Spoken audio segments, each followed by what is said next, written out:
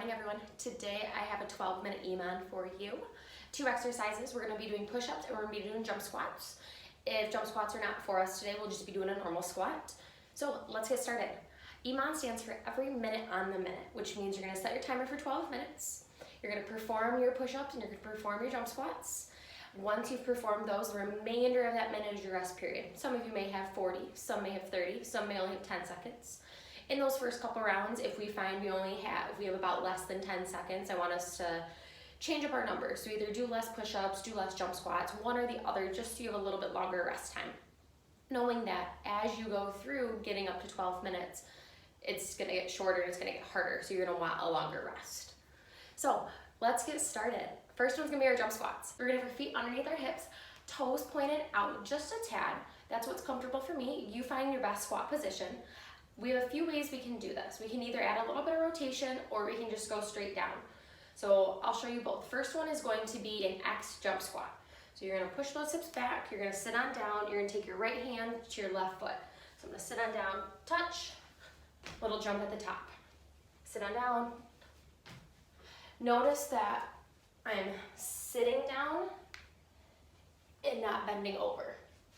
So I want us to sit down into that squat and explode using those glutes and those quads.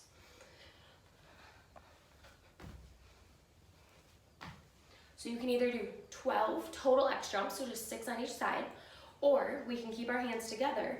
Same thing, you're just sitting down, touching the ground, exploding off the top. Landing nice and soft on those toes. Or you can just do 12 normal.